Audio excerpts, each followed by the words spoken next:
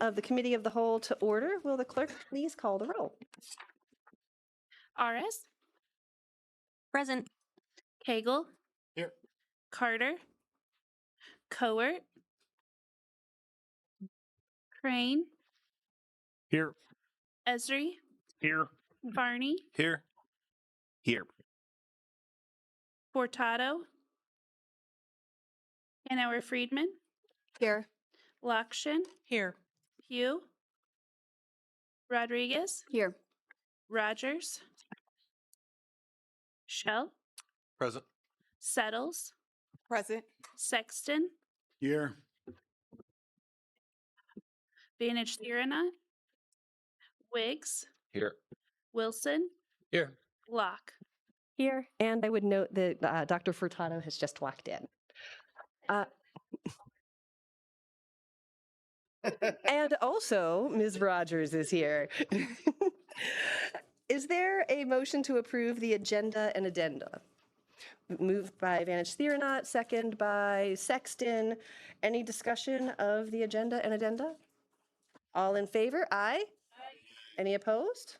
We have an agenda. We also have minutes from the May 12th, 2026 regular meeting. Would anybody like to approve those? Moved by Farney, second by Wiggs. Any discussion of the minutes? All in favor? Aye. Aye. Any opposed? And the minutes are approved. I have no slips for public input. Is there any member of the public wishing to address us? All right, come on forward, state your name, and then we'll have you fill out a slip and give it to us after the fact. Do you have it? Okay, all right. Awesome, great. Just hand that over and someone will get you a form to fill out after. You'll have 5 minutes. Just hit the button, and when it's green, you're ready to go. It needs to be green. All right, hello. All right. Good evening, honorable delegates, or however else you choose to identify. On this somber occasion, I myself identify as a concerned temporary citizen. Ironic that we convene on June 9th, when roughly 100 years ago today, Donald Duck, species duck, animal sound, quack, quack, made his first debut in the 1934 feature film, Wise Little Hen. An insightful tale where an irascible quacker and his pal Peter Pig try to avoid work by faking stomach aches until Mrs. Hen teaches them the value of labor. I too happen to have a stomach ache today. Coincidence? I think not. Speaking of the federal budget crisis, I think it wise to bring my recent Monopoly triumph to your attention. After 6 grueling hours of bargaining, bribing, and intellectual meandering, my father called it quits and surrendered his last boardwalk property to my trembling hands. A wise man once said, and I quote, "Don't you have better things to do with your time?" My father, June 8th, 2026. I wanted to get a job. I really, really wanted to get a job. It's not my fault this is a state of corn and not freedom. Speaking of my death, I have a bone to pick with the person who will one day dissect my bones. I should be able to decide which, what, when, where, why, who, and how I die. End of discussion. I don't care for coroners or morticians or the Third Amendment because I plead the Fifth to quartering soldiers on my temporary Illinois property. Officer, I didn't do it. Or maybe I did. Speaking of soft serve ice cream, I have one last comment to make concerning this committee on Champaign County board games. Next time I turn 19 and a half years old, I expect Coco Mero to treat me with a sweet treat free sample. I'm not asking for much, just to fill my mouth, stomach, heart, and Lowe's 5-gallon BPA free plastic waste general bucket with sour punch twists. I encourage you all to put on your thinking caps and come to a resolution on this taxing citizen-placed burden. And I would appreciate a lactate. Thank you. Seeing no more members of the public that wish to participate, we move on to board member communications. Are there any communications from the board? Mr. Farney? Yeah, I just want to mention an event that's going to be going on this Saturday in St. Joe. It's the second annual Trooper Thompson Memorial 5K. It's a fundraiser for the Corey Thompson Memorial Scholarship. State Trooper Corey Thompson was killed in a motorcycle accident about 2.5 years ago, and this is a great way to remember him and to get some scholarship money raised for students at St. Joe High School. So that is Saturday at 4:30. In addition to the race, there's auctions and food trucks and things like that, and it's a good time, and it's out at the St. Joe Sports Complex on the east side of town, and we'd love to have more people join us. Mr. Pugh? Thank you. Just remind people this actually is Pride Month, and just not around here, we're just moving to October for students, and it's a lot cooler out to march in a parade. Also, this Saturday is the Juneteenth celebration up at Douglas Park, 1 to 4. I'll be there. I think a few other county board members are going to be out there too. Good time, a lot of different organizations to connect with, and it's just a fun time. And I think Marla Coleman's going to have free hot dogs and stuff for kids, so you don't have to buy $15 meals at the food trucks. Thanks. Ms. Carter? This month is Gun Violence Awareness Advocacy Month. I would encourage all of our board members, some of our board members, to please take part in some of our community events, to have empathy for those that have been affected by gun violence. Also, we're going to have a walkthrough of the Hedge Park starting this Wednesday from 10 a.m. to 3 p.m. It will be June 10th, June 17th, and June 24th. On Monday, July 7th, from 5 to 7, we will have the ribbon cutting ceremony. Thank you. Any other? Mr. Wilson? Thank you. Hey, big shout out to the Advocates for Aging Care. Today they had packed the Savoy admin building. No room, a lot of people even standing outside, a lot of speakers. And today was the Illinois Department of Public Review Board's hearing on the proposed advocation that the advocates are advocating for. And it's actually they've been doing this for 2 years. I think we all know this, but it's called the Cottages. And it's an innovative 120-bed facility utilizing the national recognized greenhouse model. And it's replacing large institutional settings with small home-like cottages where residents have private rooms, private bathrooms, individual care. And the residents will be treated as not just as patients in the system, but as people. And the project was also going to bring about $26 million of investment in the Champaign County and a lot of extra jobs in the healthcare with partnerships with the U of I, Carl, OSF, Parkland College. And it's going to greatly increase our workforce development in healthcare. But even more importantly, this project allows our parents, grandparents, neighbors, and friends to remain close to people and communities that they love. So big shout out for the Advocates for Aging Care and their long 2 years of effort and how they got to this point.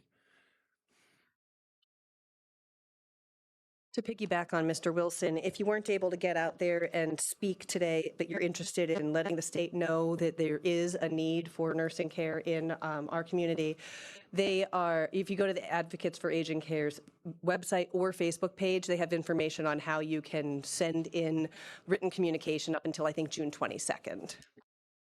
Any other board member communication? All right, we will move along.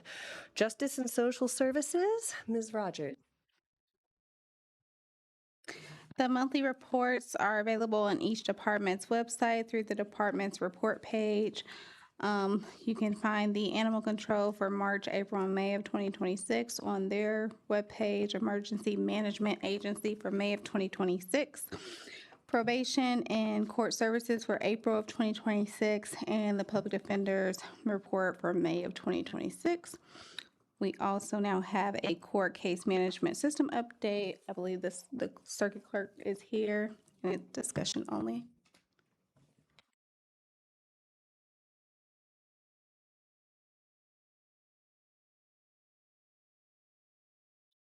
Good evening, board members.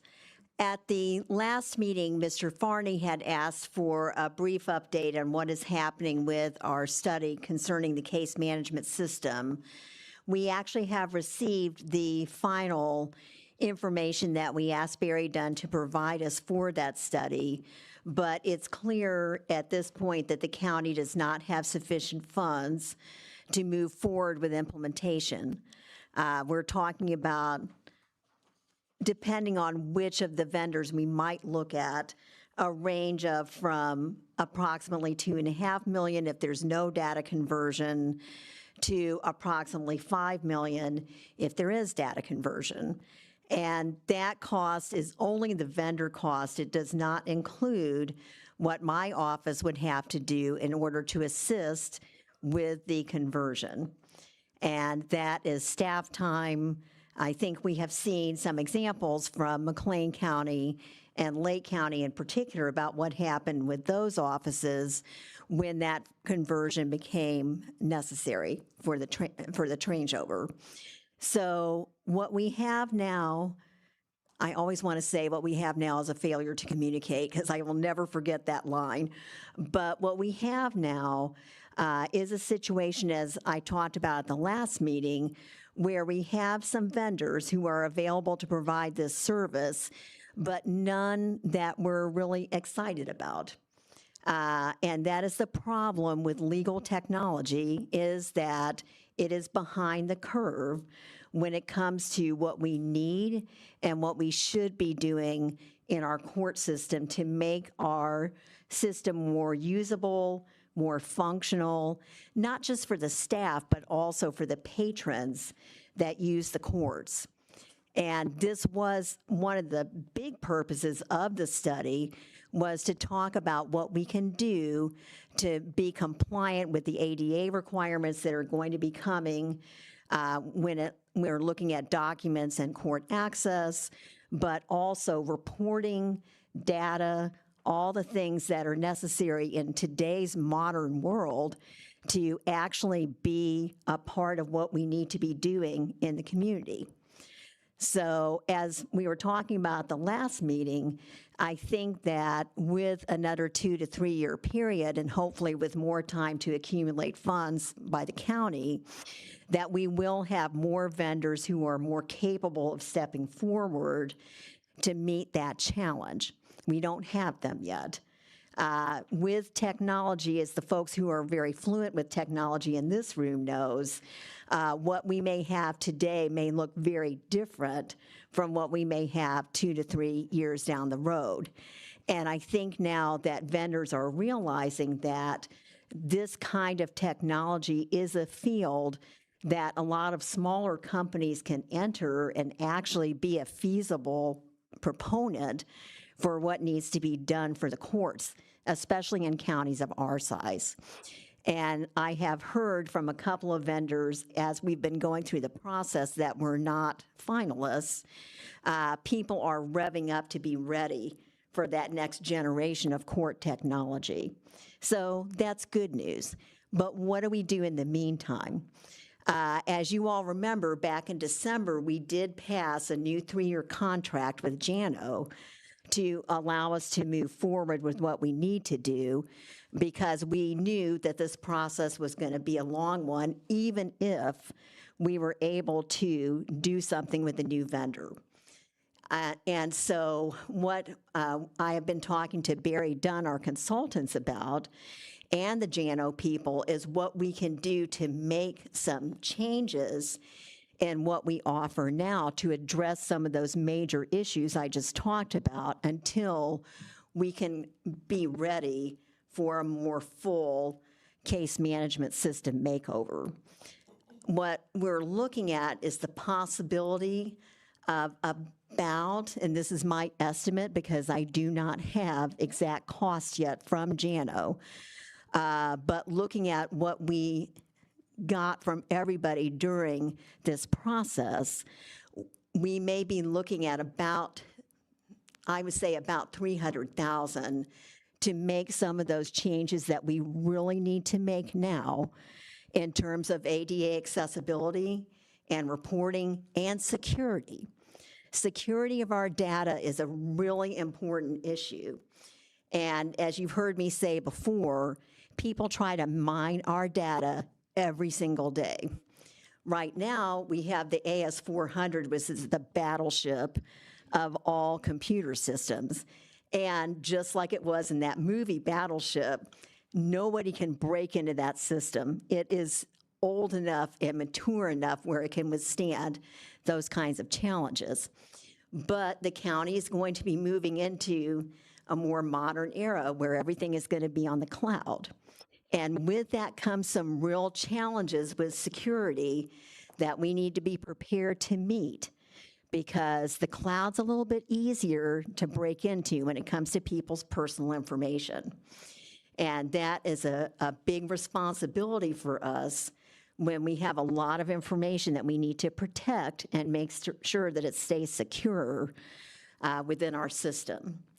So Barry Dunn and Jano and I are going to be meeting to present you something a little bit more than my estimate of what we might do going forward in this next 3-year cycle to address some of the needs that I'm talking about this evening. But we need to do something to move forward to address those 3 primary issues, and then see, I think, where we are at the end of this 3-year contract and go back into the bidding cycle to see what we can find that's out there at that point. And thank you for allowing me to bring this to you this evening. I appreciate it. Emily? And this is also to you, Jamal. I know you have expertise in this area. Could you explain a little bit about, or I guess some anecdotes? How does the average person accessing our court system encounter this antiquated system of JNO? So what happens now is there's actually a separate system called eMagnus, which is what public users are using now to be able to get access to the system when they're not at the courthouse. And that is a system that a lot of counties are using throughout the state, not just us, but other non-JANO counties are also using this system to get access to documents in other counties as well. What they can't do because of security, they cannot get access to documents from eMagnus. They can only do that if they either purchase a subscription to the system or come into the courthouse to use our file viewing area to be able to get documents that way. Security has to be a big protocol with us, as you all can imagine. There's a lot of stuff that we don't want to be public. But Emily, to answer your question, that is how people get access to it now. The other way in which that happens is a lot of people's attorneys, if they have them, also have access to the system. So for example, Land of Lincoln has free access to our system. And there are other legal service providers that also have free access to our system. They can see documents and they can see some other things that the public does not see in eMagnus. The other thing that people do commonly is to send us record requests because they're not quite sure what it is they're looking for. They're not quite sure what year it is that they're trying to remember the documents from. Sometimes they're not quite sure exactly what the case was all about. But the record search allows us to help them go through that process and figure out if there really is something there, and then to focus it on what they actually need. So we also do it that way. The record search can be an informal across-the-counter request. It can be over the phone. It can be through a document that we have online for people to be able to use. So I would say those are most common ways that people get access to the system right now. Thank you. Any other questions? Go. Stephanie first and then you, JJ. Thanks for this update. And we've been kind of waiting for it, so I'm glad that we had an opportunity to see it. Can you talk? I have two questions. Can you talk to us a little bit about like what the data conversion piece is?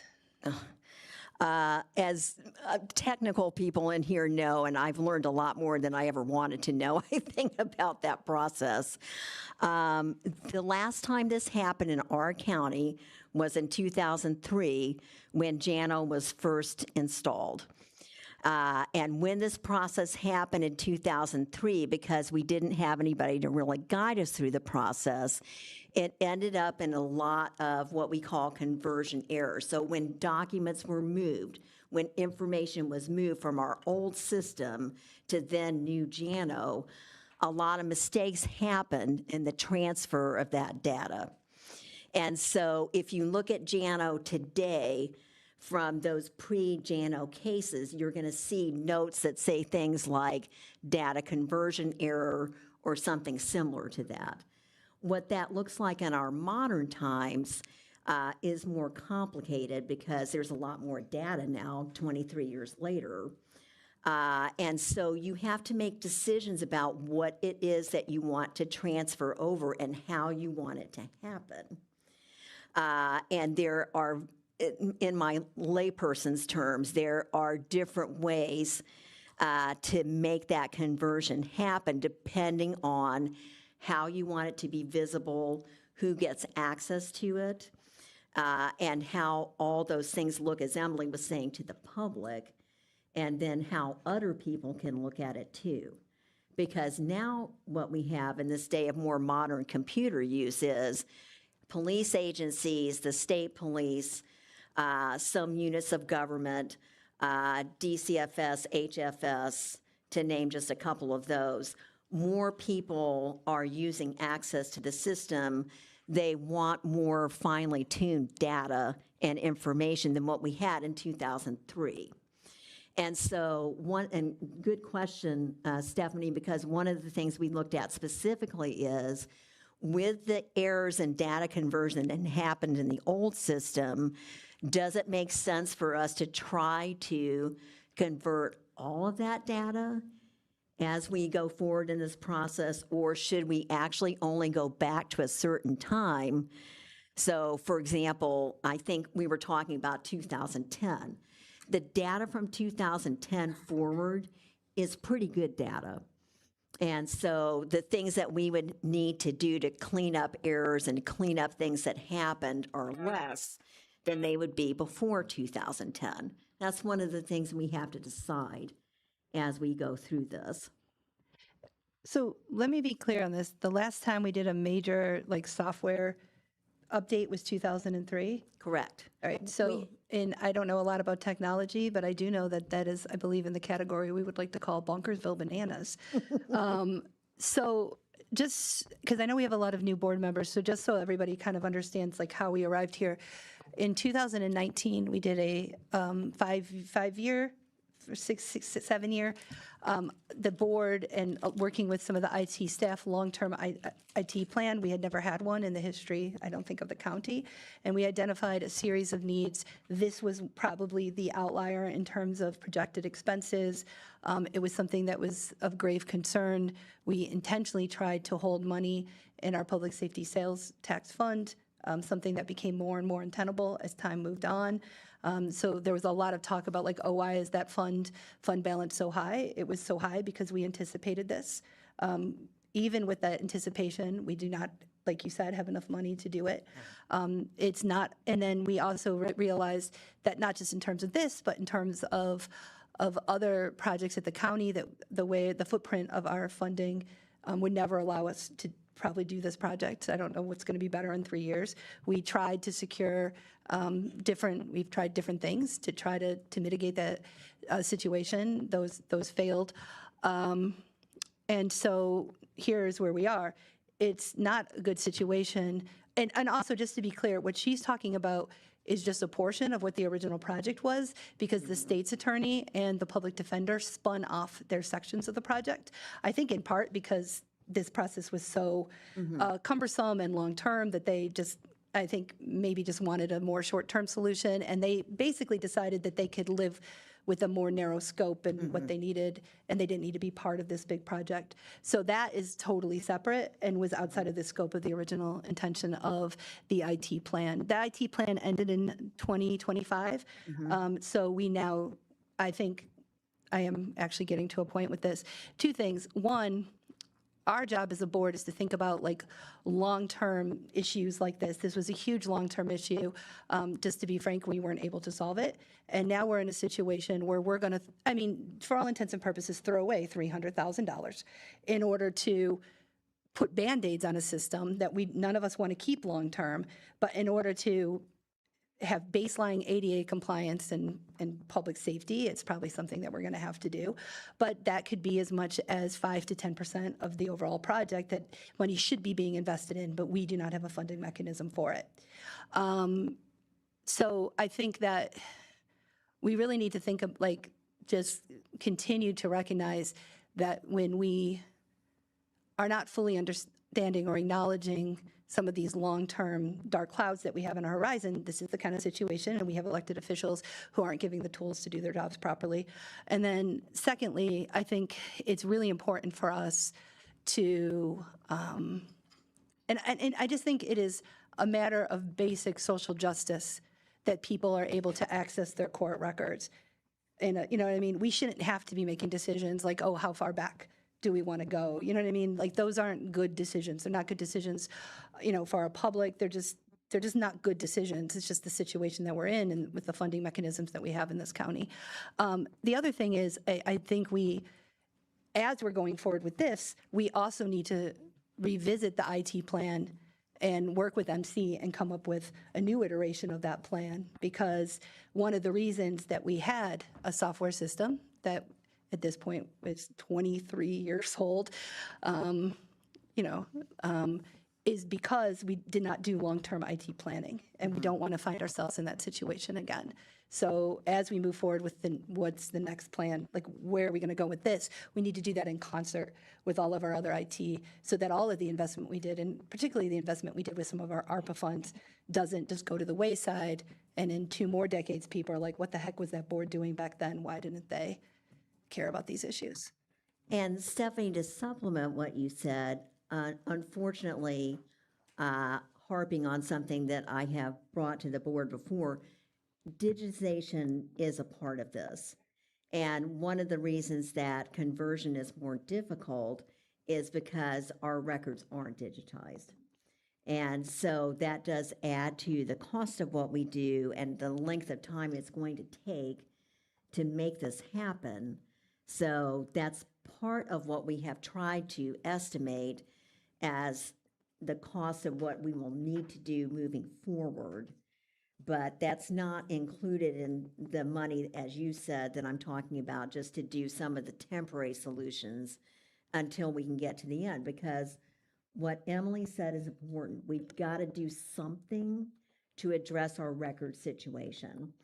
Whether we like it or not, the ADA requirements are mandated. We have to do them. There are going to be some other things that come up with the clean slate legislation that are mandated. We've got to do those. Security, we absolutely have to do. There's just no choice about some of these things. And if we don't do them, although it's that kind of money is something fearsome to think about, it will be more fearsome if we get sued because we're not meeting our responsibilities. That's blunt. Oh, JJ. Thanks. 2 questions for you. First one, when we're talking about software vendors, do vendors have to be like qualified through the AOIC or something like that? No. In order, so it's, okay, I didn't know if there was like a specialty. That's a good question, but no. All right. And that's because right now the state does not require that there be a statewide vendor for these court case management systems. Okay. And then you mentioned that our 3-year doing some immediate fixes, you thought there might be $300,000 price tag. Do you expect that to be this fiscal year or next fiscal year? At this if you could point, guess. because we're already so far into this fiscal year, I think even if we wanted to start like tomorrow, we really wouldn't be able to. Because we need, as you said, a better plan of action to address what we want to do. So I don't think we're going to need the money in this fiscal year because I don't think we're going to be ready for it yet. Okay, thank you. I see a hand. Go ahead. Sorry. When is Jano end of life or end of service? There's no end of life at this time. And people had asked that question. In fact, JJ was one of the people that posed that to me, and Stephanie did as well, because we wanted to make sure at the time we entered into our 3-year contract that they would still be able to handle what we needed to have done during that 3-year period. And in fact, what has happened during that period, which I'll need to bring another report to you guys just to update you on what's happening, is JANO has actually increased staff size and projects that they are working on with what the JANO counties have asked them to do. So I think that they have taken to heart what we told them when we entered into this contract last year, which is to say, this is a stopgap measure until we are able to move into our full-time replacement, and either you're able to do it or you're not. That makes sense. Just my last question that may sound like a suggestion, but I swear it's not, is when you said that for the data conversion, it would be better, right, if we could just do 2010 and forward. Is there a solution that y'all have thought of where there's just backups of pre-2010 that would still be easily accessible to people? And we have, but that's digitization. Right. And that's the backup. And accessibility would still be a thing. That's right. Well, until we get that, Right. it would be. So when I started that small digitization project at the end of last year, that was basically to be a test run to see how it would go with those older cases. So we started with divorce cases because people ask for those all the time. And in particular, it's because they need property sold, they need something to be done on a pension, they are looking at some things that happened during the lifespan of the agreement that have or haven't been done. That's probably the most requested kind of document in our office. So we started with that group going back to some 1997 files and going forward. And that I just got something from the vendor yesterday that said they are just about done. They have been working with JANO to make the data transfer from those cases into our system. So good timely question. Gotcha. And so thus far, the imaging is really good. I've been very impressed by it, especially with those great big divorce cases. And as Jamala can tell you, and I used to do these too, a divorce case starts and it just never ends. And you can have a lot of documents in them, a lot. I'm not talking about those little skinny traffic case files. Right. You're talking about sometimes a 2 or 3 volume set or more, because lots of things can happen during the course of that case. So, and in those older files, you know, they had to unstaple, they had to remove from the platens that we had, you know, securing the documents. Some of them were legal size because they're that old. Some of them were a little beat up because they have been in files that are a little bit beat up. So they had a lot of challenges with those older files. And so this was a test because we weren't sure if they could handle this. And so far, it's been very good. That's hopeful, at least. And I'm glad you actually have been doing tests. That's wonderful. So Yes. So good suggestion. Go ahead, Jenny. Susan, can you just remind us of the deadlines? Obviously, security is ongoing and always. ADA has been continued. We have to be in compliance by the end of April next year. Correct. When is the clean slate? When does that happen? It depends. See, a good legal answer. Thank you. I used to say that when I was a lawyer. It depends. But there are some varying deadlines in the legislation. And so I'm hoping when we have our regional meeting on Friday, that we'll get more information from AOIC about what is happening with that legislation, because as of yet, we don't have a lot of information. And we don't have information about who's supposed to do what the forms look like. The only thing we know concretely is that it's supposed to go back to 1970. That's the one thing we do know, which just sent a little shiver up and down my spine. But because we're talking about some of those old cases where we have very old records that are currently in the dark and scary basement that you took a tour. So that one, I don't know as much as I know about those others. Okay.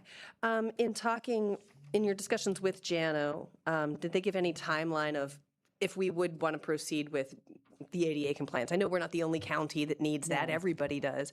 Did they give a timeline on how long that might take to implement? We had a customer meeting today to talk about some of those issues. And we're supposed to be getting a follow-up from them about the implementation of this. Because they're also about to implement another change that we hope will help with some of our record keeping. So by next month, I should have a better idea of what we're looking at timetable-wise. Okay. And because you brought it up, I'm just going to alert the board. She's not kidding when she says that basement is scary and we need to do something about it. I'm just thinking from a liability issue.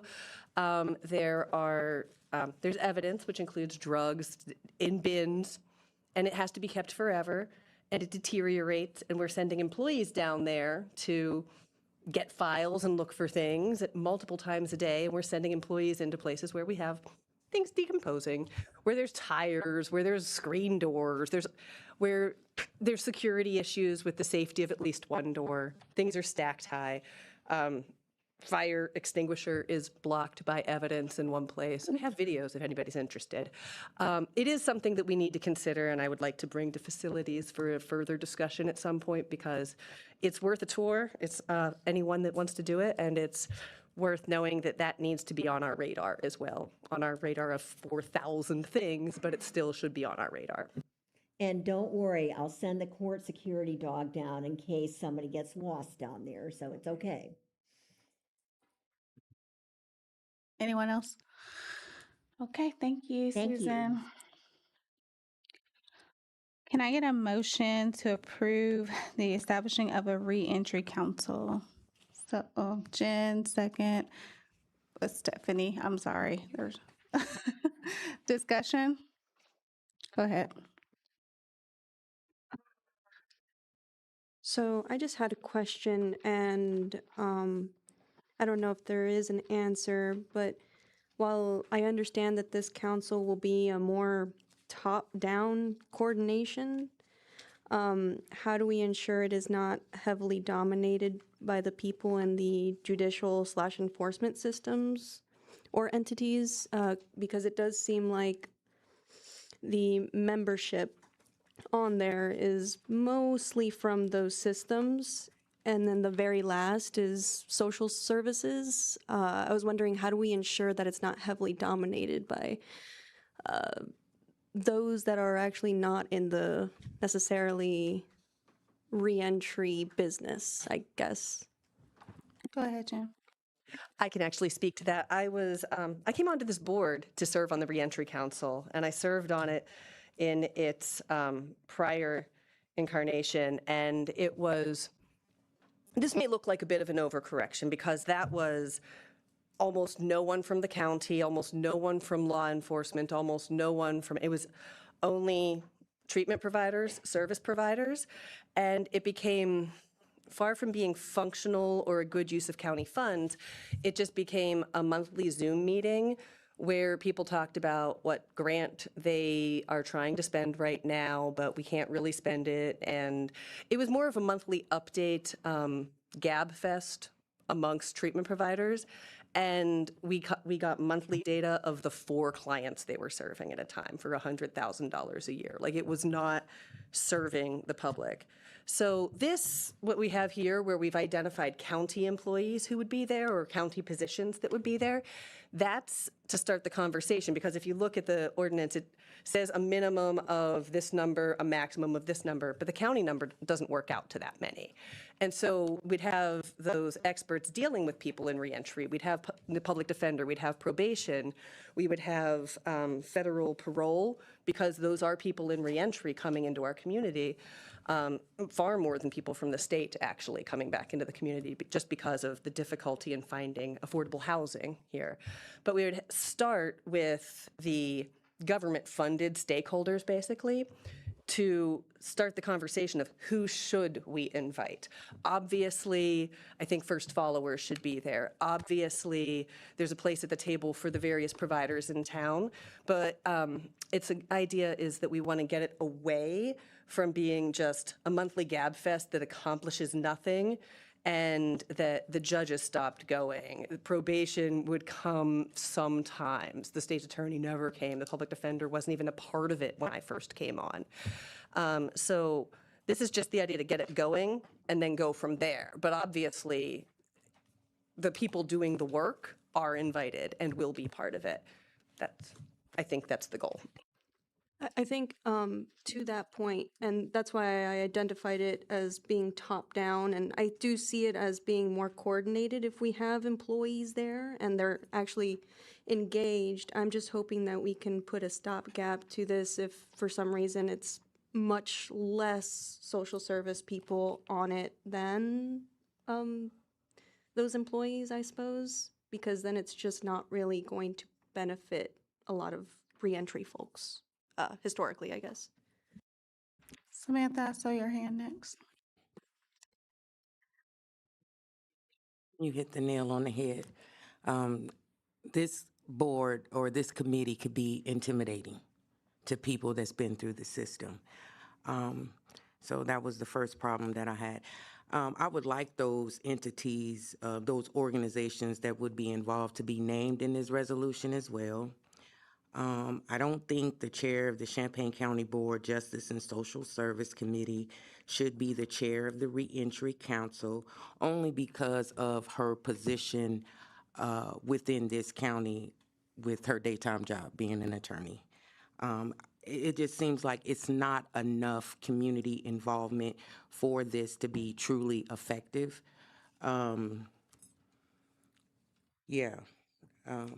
I would really like to see what this committee or meeting would look like. Those that would be involved in this, would they be present during the committee members while they're there? I think that would be intimidating. So I will not be voting for this the way that this is right now. Maybe it could have some amendments and later I would vote for it, but as is right now, I wouldn't vote for it. Thank you. I'm going to go to Emily first, and then I'll come back to you, Jennifer. Thanks, and thanks to the chair of the committee that why am I struggling to put together, policy, personnel, and appointments. Nope, I'm sorry, Justice and Social Services. I'm skipping around the agenda here. But yes, I just want to thank you for putting this together. For some context here, we put this, the inspiration, the spur, I guess, for putting this together again, right? We were thinking about how do we better spend our redeploy funds, right? That's how this came up again. I think this is a great start. And I guess to some additional context, the reason why we started, I guess I would say this first draft of who's at the table, at least as far as I understand it, is for some accountability, right? Especially on sentencing. You are sentencing these people, okay, let's look at those numbers and let's look at what services need to now accompany the sentence that you've given these people, right? So I certainly don't have a problem with Ms. Rogers chairing this committee. I mean, I believe your background is in family law, right? Even if that changes, I think that makes you a sharper, I guess, shepherd of this process. But again, this is, I mean, even through the Data Center Task Force, I mean, we amend people who come on that committee often. And I think however much freedom that you want in that, you certainly have. Go ahead, Jen. Yeah, I don't think the vision is that we would have a representative from each of these county groups interrogating each person in reentry. I think it's much more of an idea of having an evidence-based method of choosing where to allocate our funds. Because when Rosecrans and the county reached the decision that Rosecrans shouldn't be the sole provider or sole recipient of our reentry funds, when we reached that decision, we found a backup. We found a backup very quickly and immediately, and we helped Street College out, and Street College is helping us out, and they're doing great things in the community. But that's not touching all points of reentry. And so to have people that are in all points of orbit in the system, treatment providers, county employees, professionals, to have them all come together and have a much more informed idea of where this money should go, it's to give us advice as to how to spend the money. It's not saying that this committee will be meeting and deciding who's coming back into the community or who. They're going to come together and they're going to say, look, people can't come here because there's no housing, maybe a good use, or there's no affordable housing that will take people with convictions despite the law. And maybe the money goes towards that end, or, you know, it used to be we spent some money to help people get their driver's licenses when they first got out, but that's actually mostly taken care of within the Department of Corrections now. But we wouldn't know that as board members in the same way that the people identified as the initial members, not the total members, but the initial members of the task force. Brett. Thank you. This just seems kind of rushed and vague. Like the first point on number 4 is law enforcement. Is that 1, 2, 3? Where are they coming from?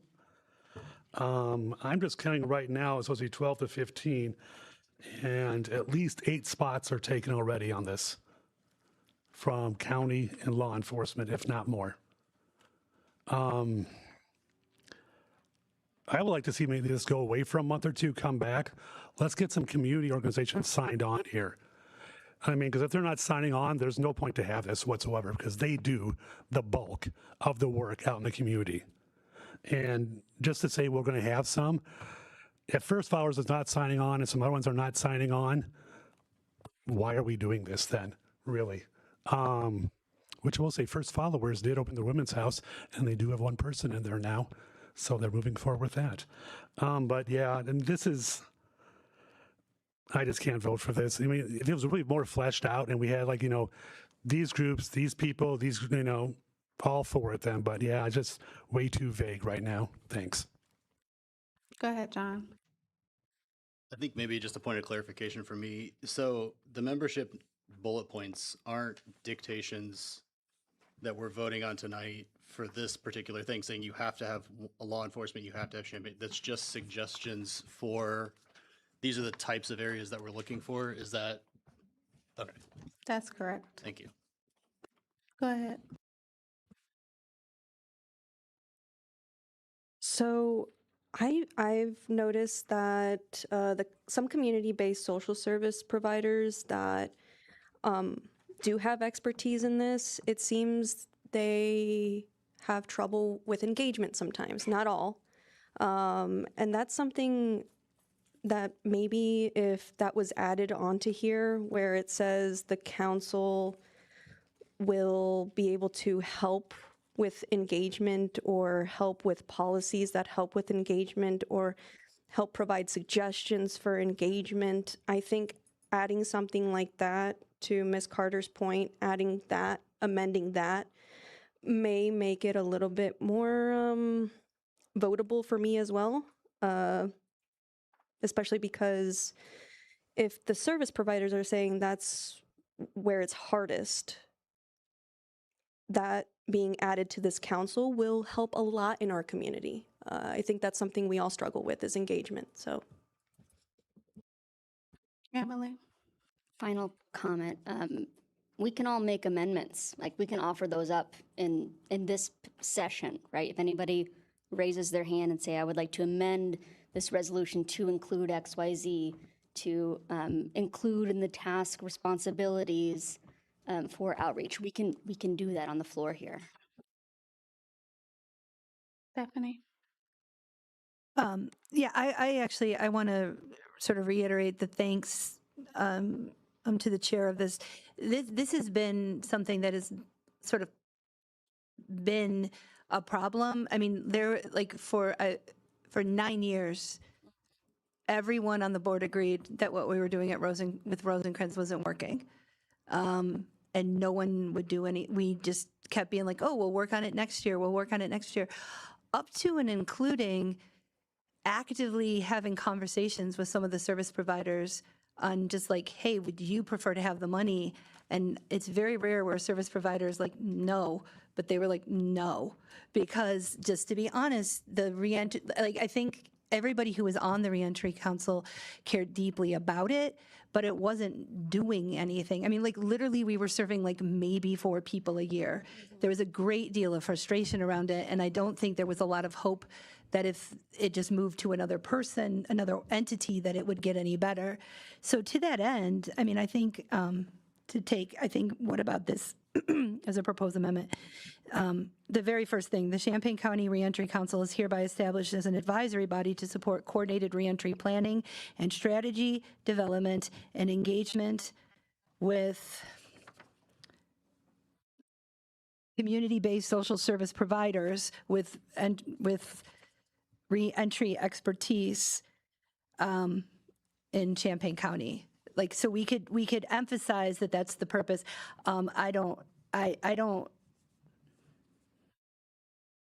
I agree that there's no way that this will work without the community service providers at the table.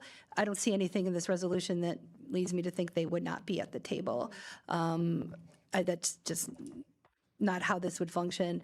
And I will say, to the degree that our old reentry council did function, that was its strength, right? That was its strength, was getting folks in the room. Like when you talk to first followers, like there was value in that, right? Because they had a seat at a table. Right now, we don't even have the table. We took, the table was broken, so we threw the table away, and this is an attempt to so would that work as an amendment? I second. And it's because, okay. So, thank you for seconding, because now I can discuss. Yeah, I think having it at the forefront, especially point 1, would ensure we get the right people on the judicial and, that side too. So I think that's important to. And I think it would clearly, and maybe more clearly express the intention that I know that this was built upon. Yeah. So are you moving to amend the resolution? Yes, so I am moving to amend the resolution for number 1 to say to support coordinated reentry planning and strategy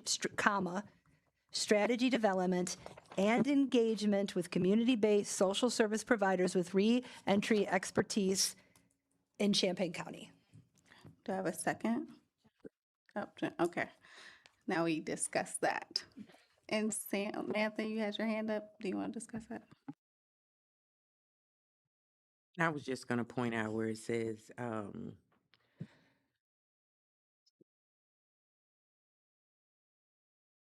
you want to discuss barriers and, different issues that people face with reentry, reentering society, you got to have those people at the table. So I just don't want this to be heavy on law enforcement, heavy on attorneys, because you got a degree does not mean that you know people's lifestyles and what they've been through to get them in the position that they're in at that moment, right? So I want this, if it is to come to action, I want it to be very, effective. I want all of the people that need to be at the table, not because you got a degree or you've been in law enforcement for however, or because you work wherever. We need people with lived experiences that's going to be a part of this. So that's all.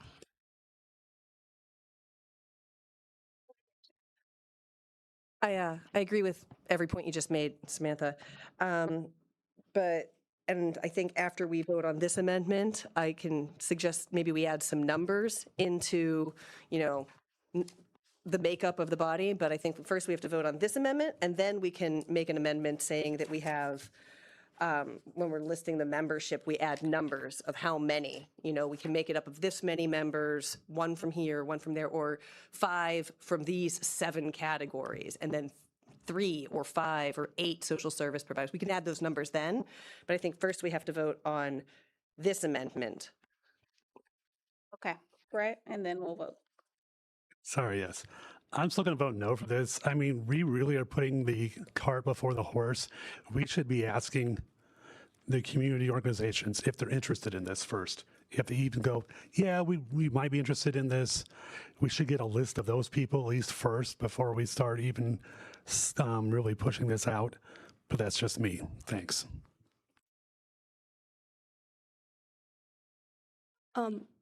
I think is it me? Yeah. Okay. I think to that point, that could be another amendment, like Jen said, because I kind of am on Miss Carter's wagon here, where we should also emphasize maybe even community members. There's none of that here, right? So we can discuss numbers of each part, and then if, in my opinion, it should be if there's not enough members of the community-based social service providers or not enough members of the community, then yeah, I mean, it's not the council anymore. It's not the right council at that point. So that's my 2 cents there. Jenny? But yeah, this is just the amendment to the resolution, so.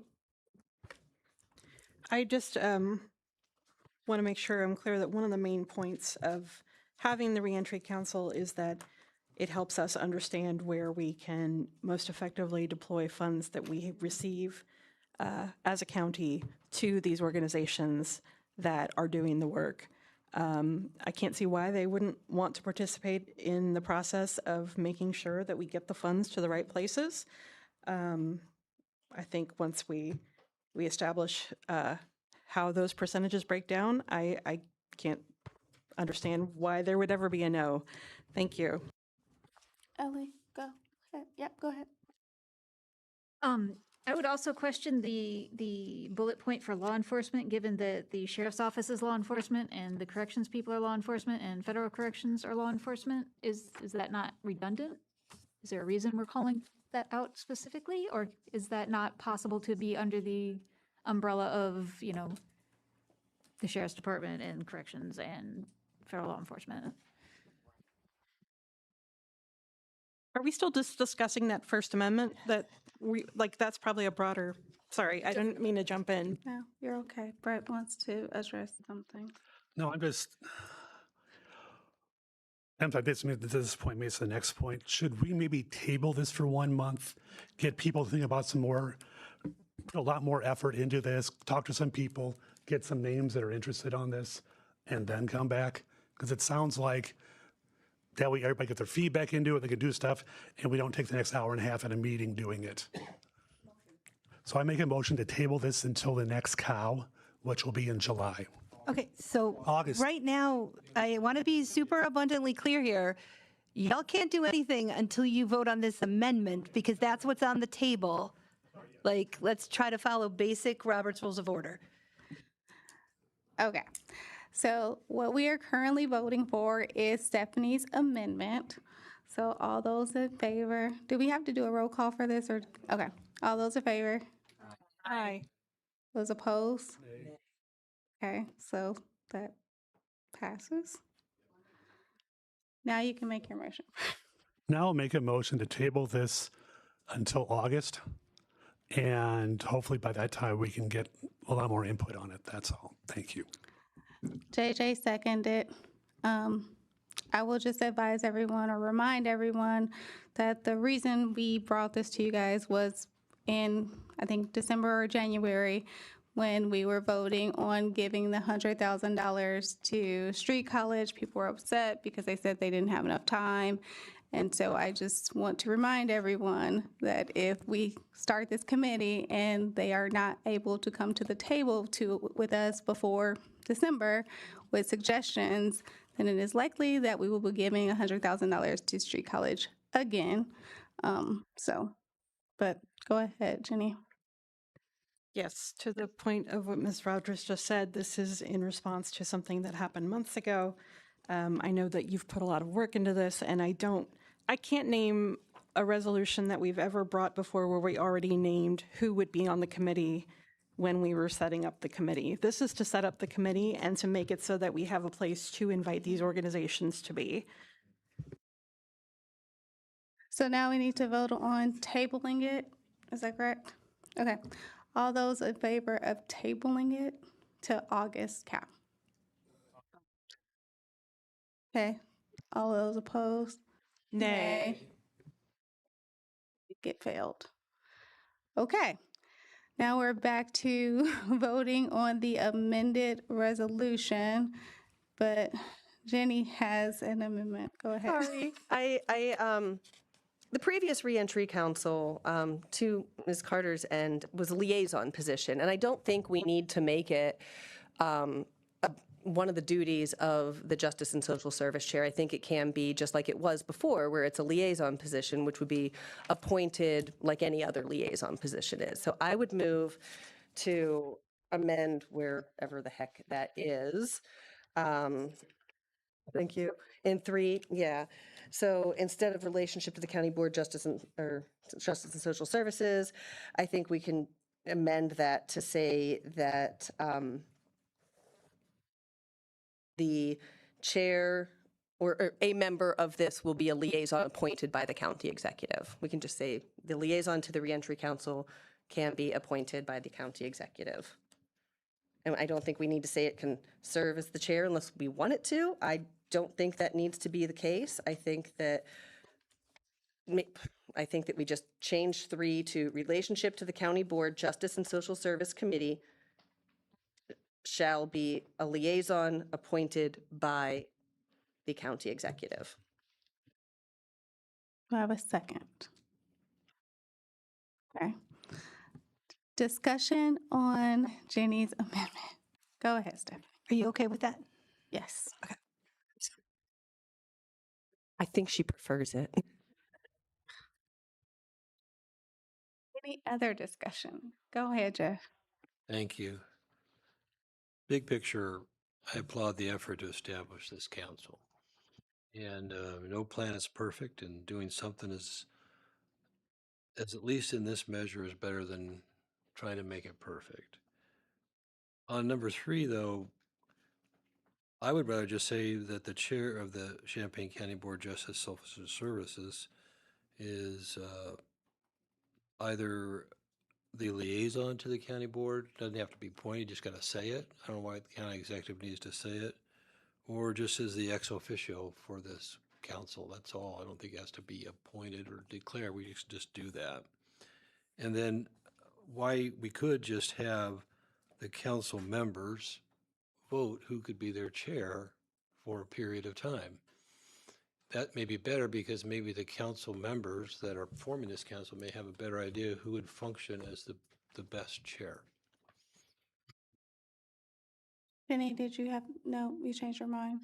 I was going to say I would let Jenny Locke speak to the amendment, but I think what you were saying was that the chair, the executive would appoint a board member to be on the committee. It didn't necessarily need to be the Justice and Social Services chair, just to be clear on that. It doesn't have to be me since Samantha doesn't want it to be me. May I? Okay. Yeah, real Go fast. ahead, Jen. Yeah, I agree. That's why I said we should take out the part about serving as the chair of the council. I think that the council should decide who its chair should be. But I do think that this is no different than any other liaison position in the county, and every one of us with 1, 2, 17 liaison positions, whatever it is, the liaison positions under this form of government are appointed by the county executive. Go ahead, Stephanie. I just want to point out that nothing in this resolution said the person had to be chair. It said they could be, or they could be a standing member of the committee. There's nothing in the resolution that it was currently written that said that they had to be chair. Again, just. Go ahead, Samantha. I simply listened to constituents and went to Kankakee County, and the former chair of the Social Justice and Social Service was mad about that. Okay, what I'm saying is because you have that position, sometimes people feel like, oh, it's just me, I got to do it. If I want to be involved in it, I'm going to be involved in it. If the community comes to me and asks me questions that I don't know the answers to, you know what I do? I go and seek those answers. So that's the reason why I said that. It's no shade towards you, but I just know from previous situations, because I was not a part of the social and justice services, and I went to see what was going on in Kankakee, then it was like it was everyone was mad about it, you know. So I'm just saying, for that reason, it should be just someone from the county board as a liaison. So it's not, oh, it's me, I'm the chair, this is my project that I should be only involved in and no one else, you know. No I one don't want said that type that. of You're attitude. assuming that. That's been previous. So I'm just saying, moving forward, if we can just have an effective committee with people that really want to be involved, that would be great. Thanks. Okay, you're making assumptions and accusations, but I'm we'll not move making on. no assumptions and accusations. Yes, you This are. is exactly what happened. In This is Kankakee exactly, County? Leah Taylor was the former chair that was upset about me going to Kankakee County. What does that have to do with us? Because now I'm saying, if I want to be involved, Who said you couldn't be involved, Samantha? I don't want it to be because you are the chair. What does that have to do with anything? You're saying I wouldn't let you be involved I'm because not I'm the saying chair? that, and it shouldn't be an argument. I said It what I doesn't need to said. be an argument, but I you said making what I said. accusations. Thank you. You're welcome. Emily? Super quick, I'm sorry. I would just like to, to me, I mean, the chair is appointed for a reason, right? There's background and expertise. I mean, the county board chair makes the appointment. It makes sense. I think we should trust in that decision. Obviously, in this resolution, there's nothing in that that we need to determine that now. I've never seen that in the first, no, I have seen it, but anyways, the last thing I want to say is that, I mean, a big portion of this committee is going to be selling to the county board, this is how we believe this money should be spent. I would like that to be a county board member. I think that makes a lot of sense. Okay, we can vote on Jenny's amendment. All those in favor? Aye. Any opposed? Same sign. Okay, that amendment passes. Now we vote on the entire resolution with the amendments, unless anybody wants to discuss it further. Go ahead, Jenny. Just one quick point. Again, I really feel uncomfortable with not forming the committee before we invite people to join the committee, because there is always the chance 2 months down the line or 3 months down the line, when we've already talked to people, that people are going to come back and say, no, we don't want this committee. And I don't want to waste people's time. I think we need to have the official resolution in place establishing this to be a thing before we invite community members, law enforcement, any other groups to be involved. Okay, go ahead. I just wanted to ask, if I wanted community members listed here, would I have to motion to amend it, or is that like something that may be a little more nuanced?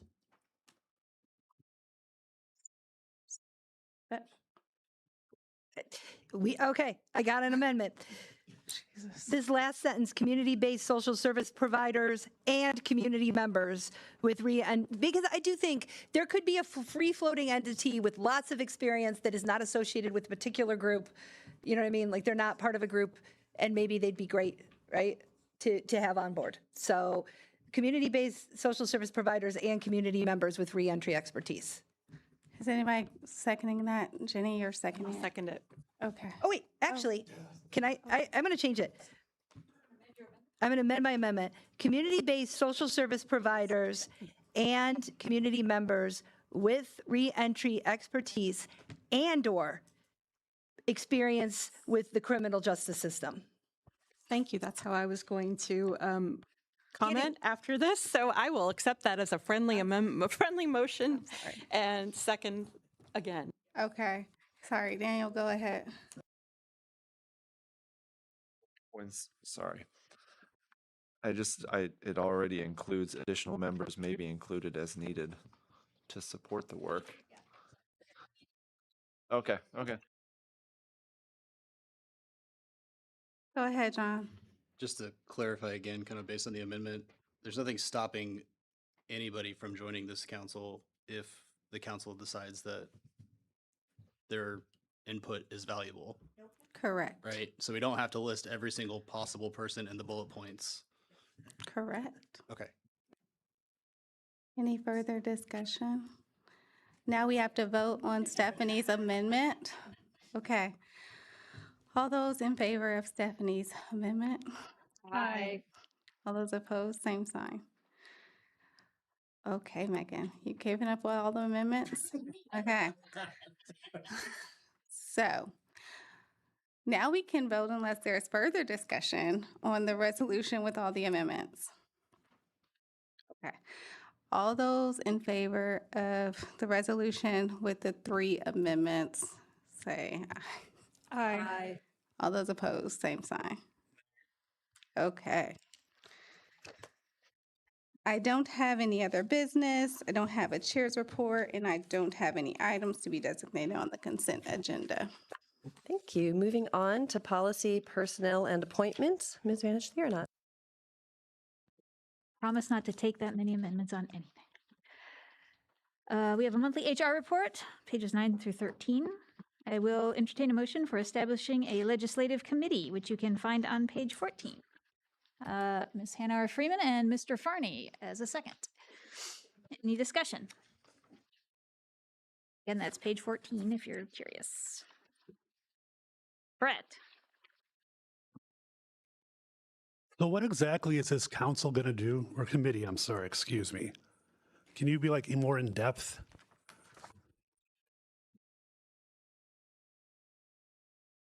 So the idea is we need people who are going to watch proposed and passed legislation to see how it may affect the county either beneficially or adversely, and give periodic reports on anything that is either before the assembly or has passed the assembly that we may want to pay attention to specifically affecting us, as opposed to being blindsided when, you know, things come down the pipe, such as unfunded amendments or what have you. It may also help us lobby against those things when we are more aware of them before they pass and can have a chance to talk about how to maybe amend those or influence that legislation more in our favor.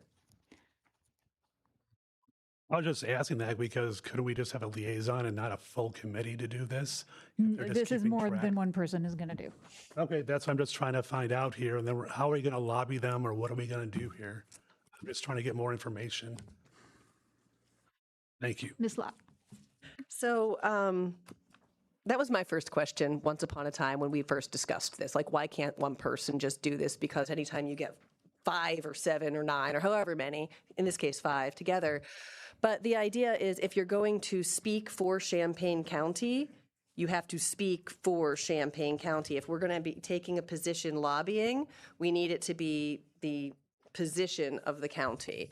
And so this committee will also help us to identify and flesh out what this body's opinion is. Like, you know, we've heard from advocates for aging care that one of the big problems that we have is the state Medicaid reimbursement rate. And we need to learn what the problems are, and so that we can take a position to lobby the state or to lobby the federal government. And one person isn't going to find everything. 5 people can find a whole lot more and discuss it and then brief this 22-headed beast far more effectively than if we all just sit around and say, and one more thing. So I support this. I think when we've discussed it previously, we talked about not really launching it until the next term, because by the time anything happened, so I was surprised when we brought it up this early, but I think formation of it is fine, and then we launch it with the next body after the elections and come December. So that committee is going to be able to speak with the voice of the board lobbying is what I heard?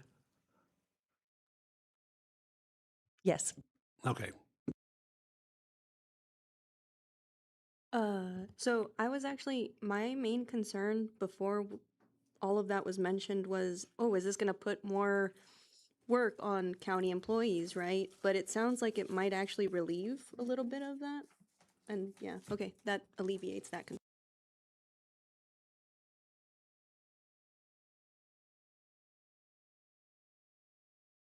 Ms. Furtado?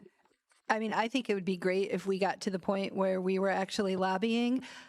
This board just needs, like, at a very baseline to be like, hey, yo, the state does stuff that impacts us. Maybe we should think about it. If we got to that level, we would already be so far ahead of where we are, right? There is no formal, like, if all this committee did is every so often brought stuff back to this board and was like, should be aware of this, right? That would be light years from where we are right now. And if down the road we could actually like be like, and we should do something about one of the things, that would be like, what, like my wildest dreams. So let's get it started, and then, you know, let's see what they could do.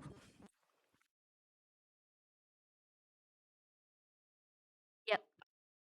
I'm just saying, because we don't even talk to our state reps or state senators right now. Is that something we're going to be doing? This board? I'm just asking, is that going to be part of it too? Because Ms. Lockton?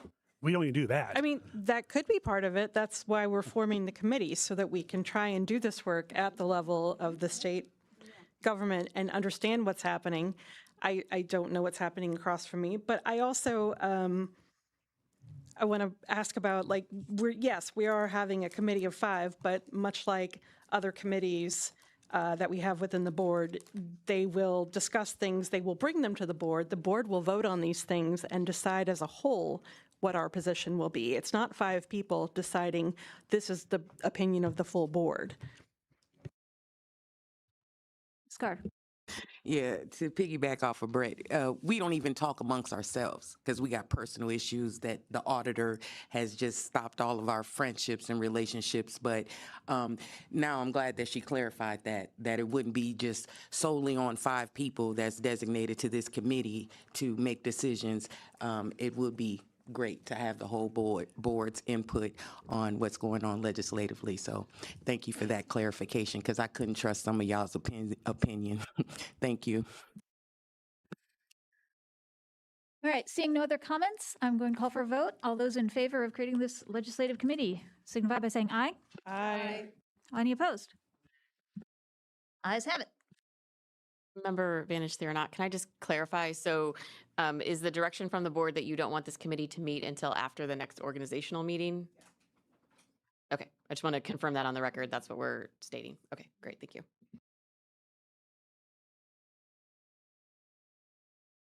The approval of an updated job description for Board of Review members. Can I get a motion? Can't see, I'm sorry. Kegel. Hagel, thank you, God. Can I get a second? Are we pointing at? Sexton or, yeah, okay. Settles, all right. Discussion. Brett.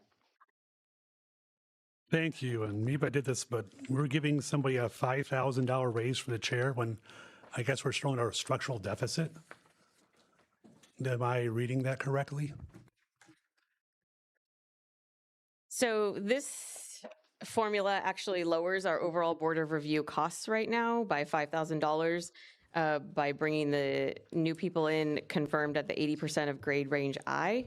Also because we just lost someone that's been on the Board of Review for about 4 years. So going back to that starting salary reduces the amount. So this is not any additional cost. It's actually a cost savings. And $5,000 was a number I plugged in there that is obviously open to amendment. So we're paying the people on there now less than we were? Nope. Oh, just one person was getting paid more that left. So when someone leaves a job, the person who takes over the job usually makes less than the person who was in the job when they left.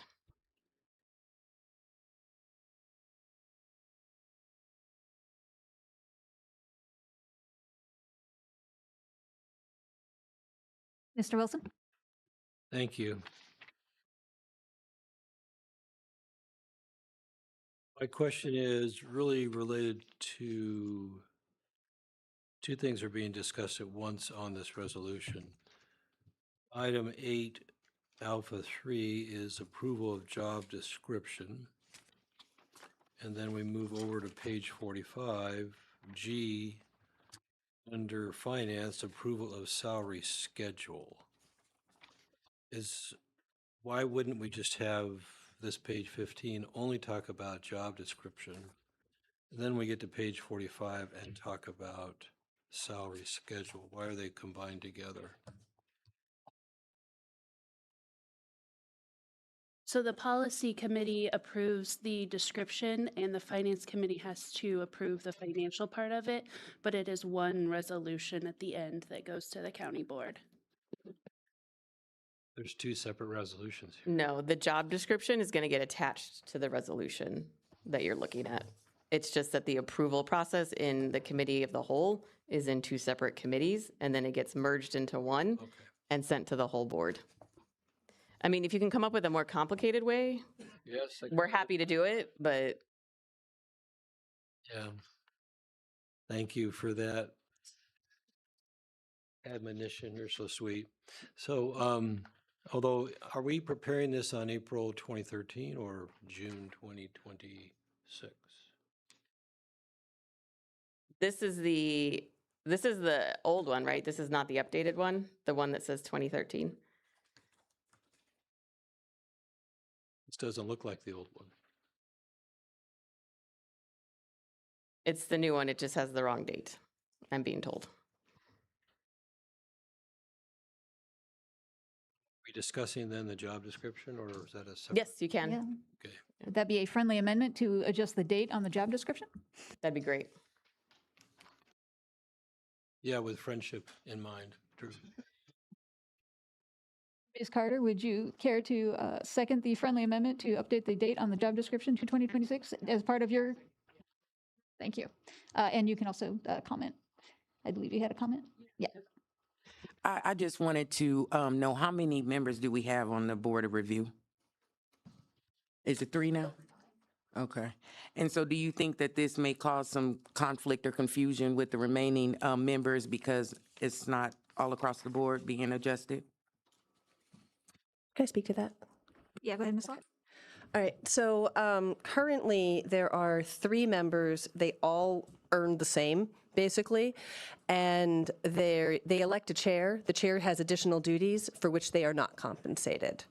It's just, and you're making the same as your peers, but you're doing these extra duties and for the love of the game, basically. So the idea is much like the state government. If you have additional duties, you're not rewarded, you're compensated for your time. You have extra to do, you're going over and above doing what your peers are doing, you're compensated for that overage. So, I mean, I'm agreeable to lowering that number, but that's not what we're talking about right now. Right now, there's technically an amendment for just the date, but it is something we can talk about. That number is negotiable, but these are people with other jobs as well. They're realtors. They are doing other things. They're doing this as well. They're serving their community in this way. And maybe that person putting in the extra time should be compensated more for that time.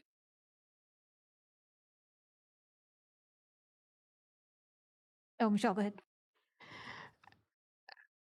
You don't have to discuss this if you don't want to. I'm just going to make a very friendly request that there be a consideration that under certificates, licenses, and registrations, we consider changing that language to preference is that the individual has a real estate license or a realtor's license. It is not a statutory requirement. It was a decision by this board to put that requirement in, and it does narrow our pool of applicants. You still have the entire appointment process to make decisions regarding that and to take that into account, but to put into the job description that it's a requirement just has a very distinct effect on who thinks they are qualified for this job.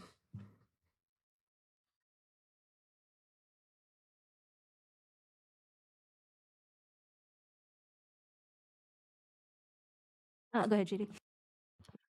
First, do we need to vote on changing the date? Yes. Let's get that taken care of. All right. Assuming there's no discussion about changing the date, all those in favor of amending the job description to update the date to a current one? Aye. Any opposed? We're good? Okay. Go ahead. All right, so along with what Michelle just said about the line there, I agree that requiring a real estate appraiser or realtor's license is not necessary. We're one of very few counties that do that. So I would like to make an amendment for under certificates, licenses, and registrations to have that bullet point read, a real estate appraisal or realtor's license is preferred. Okay. Ms. Lokshin? I second that. All right. So we get rid of the must hold and just say a real estate appraisal or realtor's license is preferred. So we have a second, and then we have an amendment. All in favor? Aye. Any opposed? All right. Second amendment is made. Eric, go ahead. It seems like this is the night for multiple amendments. Maybe. Maybe I just don't know my legalese very well, but is it supposed to say chair stipend and then stipend for the duties, or is it stiped?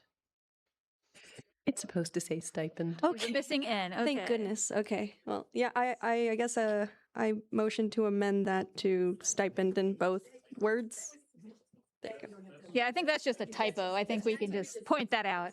Awesome. Yeah, please fix that. Okay, I don't think stiped is even a word, so we're good there. All right. You are totally on solid footing with that one. Seeing no other comments, amendments, friendly or otherwise, I'm going to call for a vote.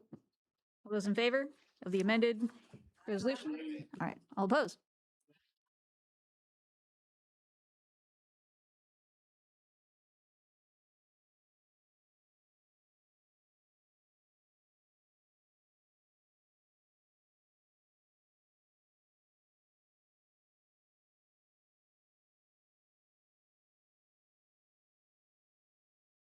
I am going to ask to do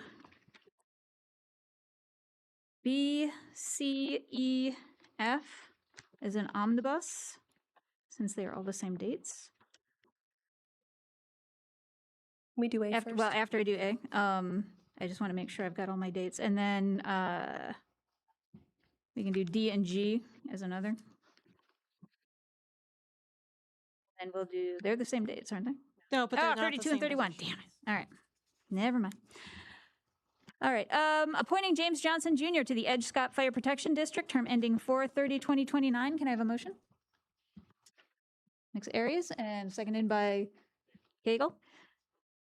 Any discussion? All those in favor? Aye. Those opposed? Motion carries. Appointing Stacy Bergmeyer to the Bailey Memorial Cemetery Association, term 7/1/2026 to 6/30/2022. Appointing Gregory Burr to the Locust Grove Cemetery Association, same term. Appointing Daryl Schiff to the Mount Olive Cemetery Association, same term. And appointing Marcus Shaw to the Prairie View Cemetery Association, same term. I skipped D because the date is different. Oh, wait, is that the same date? It is 2030. Okay, and appointing Bill Routh to the Mount Olive Cemetery Association.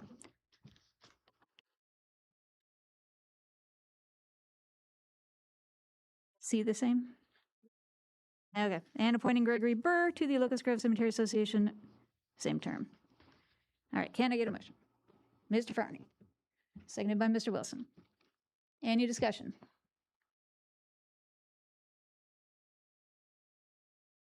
Seeing none. All those in favor? Aye. Those opposed? Nay. Motion carries.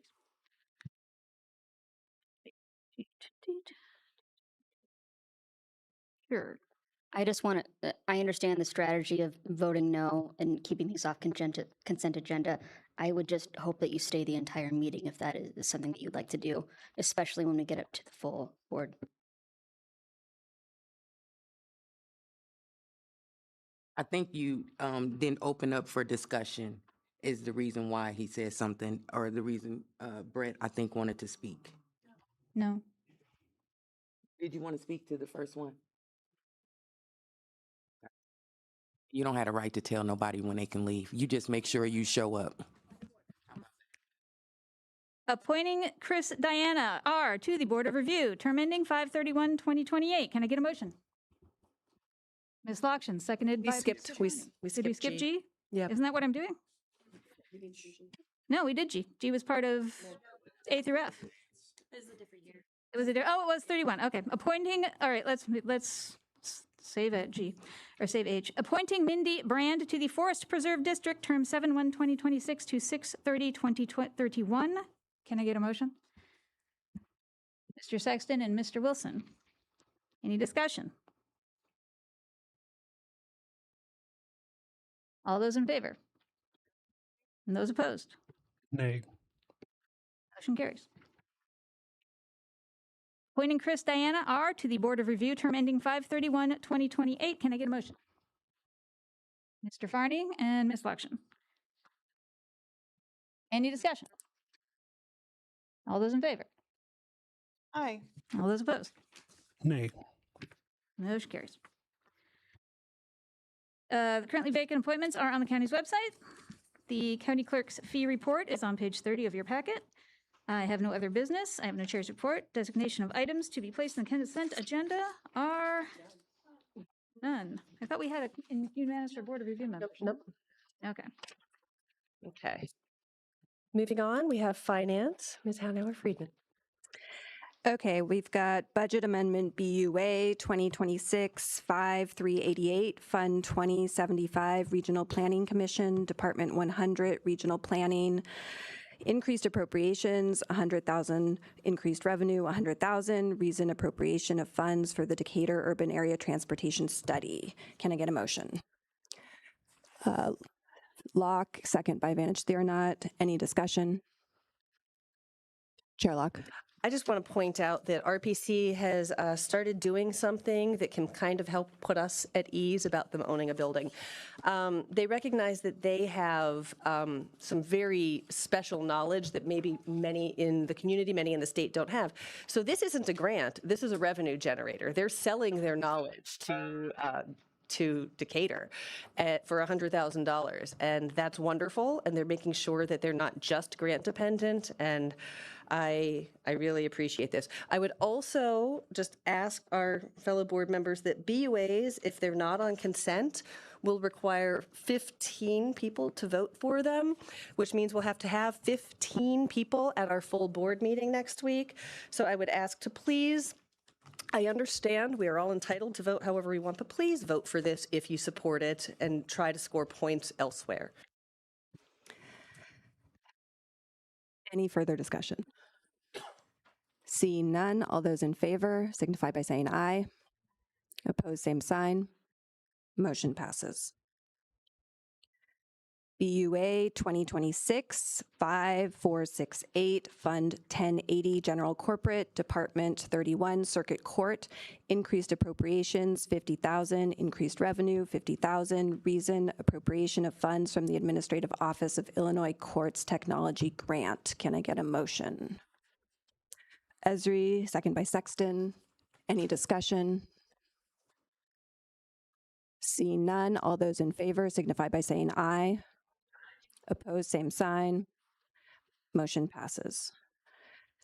Budget Amendment 2026-5478, Fund 3105, Capital Asset Replacement Fund, Department 51, Juvenile Detention Center, increased appropriations, 78,896, increased revenue, 0. Reason to fund an interim upgrade to the Juvenile Detention Center cameras until the scheduled replacement in fiscal year 2030. Can I get a motion? Scholl, second by Sexton. Any discussion? Chair Locke. Ellie, can you just confirm for me? We're appropriating this money here, but it's already been budgeted into CARF. So this isn't correct. Anything over and above. This is just budgeting from CARF. Correct. Okay. See no further discussion. All those in favor signify by saying aye. Opposed, same sign. Motion passes. Okay, we have monthly reports from the auditor through June 2025. Oh, thank you. Okay, BUA 2026-686, Fund 2500, County Grant Fund, Department 31, Circuit Court, and 52 Court Services, amount $6,299.03. Reason, transferring funds as approved by the Adult Redeploy Illinois Grant. Can I get a motion? Esri, second by Rogers. Any discussion? Seeing, oh, Chair Locke. Sorry. We did receive, the finance leadership received a memo from our administrative assistants letting us know there was an issue with the budget transfer in the system, so it needed to be re-entered. The addendum shows BUA 2026-686, but the new number is BUA 26-692. So we might just have to do a motion to amend that number from 86 to 92. Or Would you like 92 to make that 86. motion? Yes. Yes, I move to amend from 86 to 92. Okay, can I get a second? Wiggs? Okay, all those in favor of the amendment to the BUA signify by saying aye. Opposed, same sign. Okay, now all those in favor of the BUA signify by saying aye. Opposed, same sign. Okay, motion passes. Okay, that is it for BUAs. We have monthly reports through June 2025 available on the auditor's website. We have monthly reports through April 2026 available on the treasurer's website. Next, can I get a motion to approve extension of time for completion of the circuit clerk's fiscal year 25 outside audit? Farney, second by Furtado. Any discussion? Just really briefly, this is a common thing that counties do. The circuit clerk's audit is somewhat independent than everybody else's audit and has a different set of like pathway for reporting requirements. And so it is like hard deadline due in June unless you have this letter. So even under normal circumstances, our audit is not typically due, or our whole audit, which includes the circuit clerk as a subset of it, is, and for most counties in the state, is not due much more towards September. So even if like we anticipated our audit was at a regular schedule, and what happens is if you don't do this, you get a really, not we, Chair Locke will get a sort of meanly worded letter from the Supreme Court that says, where's my audit? I didn't get your letter. So almost all counties do this so that like, just because the Supreme Court has a different deadline than sort of the rest of the state. Or, I mean, the deadline is June for everybody, but like they have a different process of extension than the rest of like sort of the state requirements. So several years ago, the chair got one of those letters and kind of flipped out about it. And I don't think anybody from the auditor's office realized that this was something that they should be doing. And so since then, we've been working with I think I called Susan and I said, could you ask us for a letter? And we've been doing it ever since. And so thank you for being proactive on that. Chair Locke. I just want everybody to turn their attention to Susan. This is something we do every year and you need this. And we should do this, correct? Give us a thumbs up. Yep. Any further discussion? Mr. Pugh. Thank you. I think I read this. If we approve this, you can send a letter off, or does the full board have to vote before I can send a letter off? Yeah. Could you come to the mic, Susan?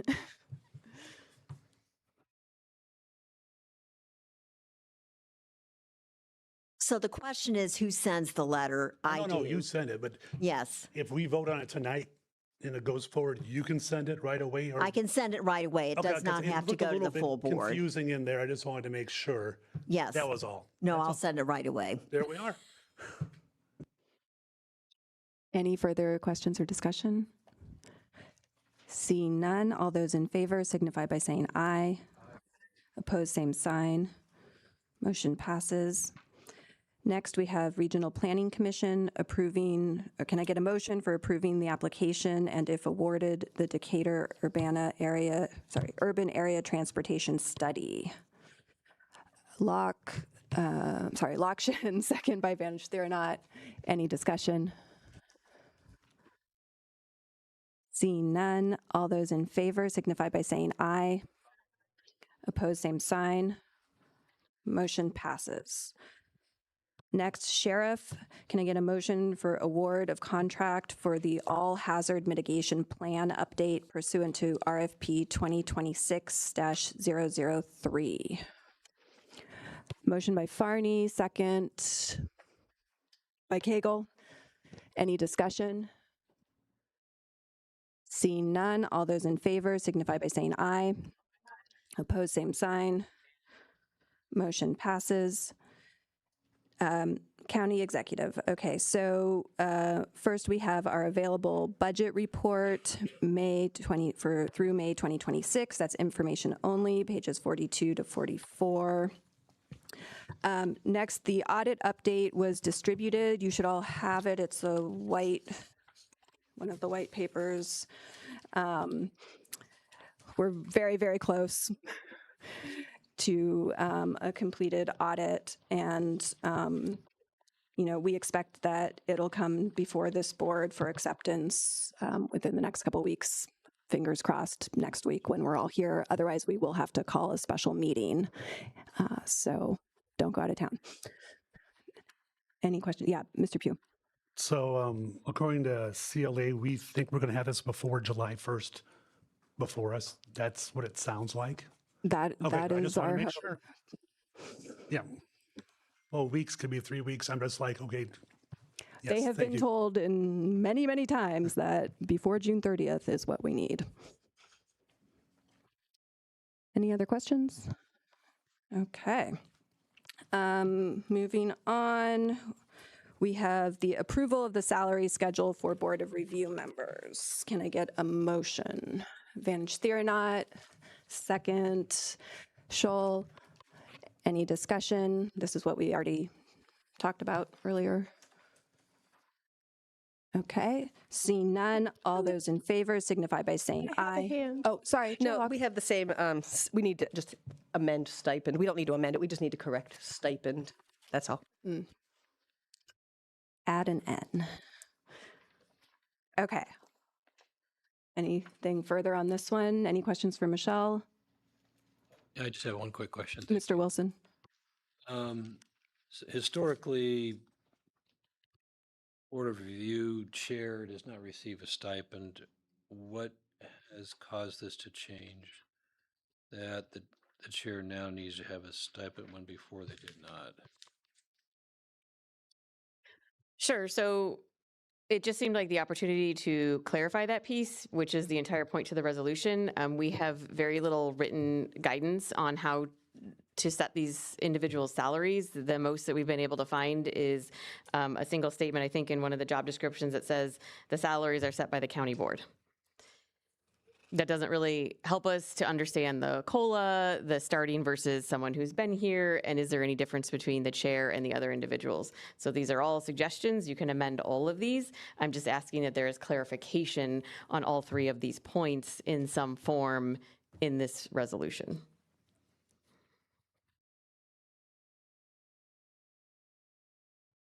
This is my opinion. I don't think the chair should get an additional stipend of $5,000. There's only 3 members. And I don't see the extra additional work that the chair would do that would be above and beyond needing of a stipend. And the other, just one quick question. The starting salary is 80% of grade 1. Grade I. Grade I, sorry. Is there an ending salary, or does it always stay within grade I no matter what? We don't cap anyone's salary in that capacity. So if you've been here for 30 years, you are being paid well outside the maximum because you've been here so long. So the reason that it's at the 80% is because the job is not considered full or part-time. It's considered 80% time. So we were just trying to clarify grade I range is where they are on the non-bargaining salary schedule. And then with the second piece around COLA, as long as someone, stays on the board, they would every year get whatever the COLA is that the board sets. So yes, in theory, if they're here long enough, they could max out on the grade I range. But again, they'd have to be here for a very long time to get to that point. Any other questions on this?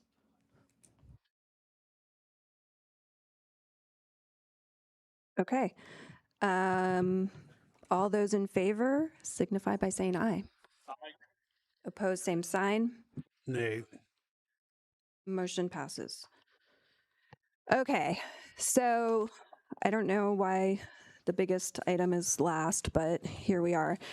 Reallocation of ARPA funds. So you should have received the orange memo, which is what Kathy prepared for us. I will say Kathy couldn't be here tonight, but she will be here at full board next week, and we'll be able to answer questions. I think Michelle can answer questions for us tonight to an extent anyways. But we wanted to make sure that this board had an opportunity to look at the projects that have not spent all of their money / we're a little concerned that they may not spend it all. And if they don't spend it all, and if we don't reallocate it, it goes straight back to the federal government. And I think everyone is pretty much in agreement that we do not want that to happen. We want it all to stay here in our community. So her memo outlines a couple of important points. First of all, sort of how we can move money if we need to reallocate things, and then the list of projects that have outstanding funds. And then I think she also included the full spreadsheet if you want to look at details. But what I would like this board to do by next week's meeting is give really clear direction if we want to pull funds from a project. Like we've been talking about this for some time, that we need sort of a drop dead date where if we don't think a project is moving fast enough and there's going to be funds left over, we need to make that decision, and we need to make it with enough time left to reallocate those funds so that they are spent on something worthwhile. So this is just discussion only tonight, with the hope that next week, with the plan, that next week we will vote or give a thumbs up, since this is ARPA money, to give direction on any projects that we are saying we don't think they're going to finish this. We want to reallocate these funds. So with that, I'm going to open it up for a discussion. Ms. Carter. Any updates from Volo? Yes, so I don't know, Michelle, I know some of us they've been sending monthly updates now, and I was going to ask the same question for anyone who's on the broadband task force or who has more information than I do, but it looked to me like they were only sort of 40%. I don't believe there's any further updates since when they were here at the board meeting and spoke to you all directly. I wasn't here that day, yeah. Ms. Portato. Yeah, I asked them to send me so basically because the easements was the big thing, and there's been no more. I believe the numbers that I got were the exact same as what they were. So specifically on this one, I think what might be helpful is particularly for the phase 2, and again, because I'm not on that committee, so my knowledge about it is maybe not as, could we get maybe the geography, like the GIS file or whatever that is, the geography of what what part of the county that's serving? Because I think if we do want to do something, if we do want to keep it within broadband, but we want to come up with an alternative plan, I think maybe understanding that would be a little bit better. So that's an actual request I have, is could you send to the board hey, just so you understand, this is the sort of what the geographical scope. And then particularly on this one, I'm fine with us waiting to the full board in June, but if we do decide to do something, we cannot wait to the full board in July, because that's way too much time. It would necessitate a special board meeting. So I do think some level of intervention is going to be necessary. The rest of these I could understand, maybe if we decide, we don't want to do this, but we want to do that. Yeah, cool. We can move, more money to rental assistance or whatever, right? And they could get it spent. That month is 1/6 of the time we have. So if we decide what we're going to do, we need to decide at this next June meeting, and then decide when we're going to do what we're going to do immediately after that.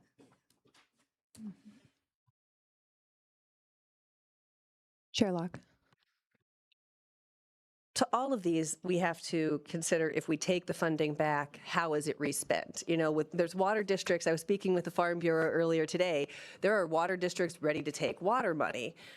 Broadband money, we need to have a backup internet plan, apparently. Like, we would need to have something of like kind. We can't just take that money under the guidelines and be like, and here you go, and go with it. So I don't want to be at the mercy of pie in the sky. Yeah, we can get 600 easements and get all this stuff in the ground by November 30th. But also, how else are we spending $3 million? Very quickly. Like, does anybody have contacts with somebody, and can you work them and bring a plan next week? The broadband task force is scheduled to meet on the 16th. I think that's still going to happen. Our full board is on the 18th. It's a boom boom, but it's something. It's something. I wish broadband was here, but health concerns came up tonight for our representative to broadband that's served there already. But that meeting does happen on Tuesday, and I'll attend no matter what, just so we can be certain to have eyes there. Yeah, Michelle. So I just want to clarify, the direction is not only for board members, but for staff to start seriously investigating what alternatives would be for broadband funding? That's my thought, and I would hold my thumb up and see if anybody else agrees with that thought. That's just a big step, so I want to be very clear that It is a large step, but I didn't come out of last week or the last meeting feeling very impressed that we were going to achieve phase 2. Phase 1, absolutely, but I didn't think phase 2. Did anybody else? That was my question. I was hoping folks who have been following the broadband more closely than is it the general consensus that Volo is not going to finish on time? They represent that they are, Right. but Right, they say they are, yes.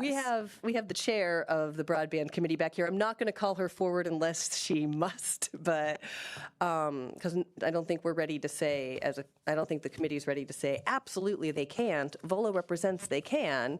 They said that they can spend it all, and it's easy to spend money, but those easements are But not. the easements are time consuming. Yeah, Ms. Carter. Yeah, and I mentioned at the last meeting that they should reach out to other entities if they needed help or assistance, so we wouldn't have to return the money. So I'm hoping that they follow up or follow through with that. Mr. Wilson, and then Michelle. Thanks. 2 comments or 2 observations.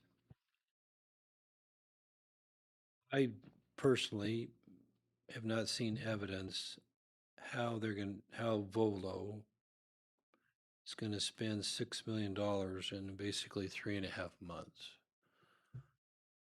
Maybe it's $2 million a month, or $1 million now and $5 million on the middle of September.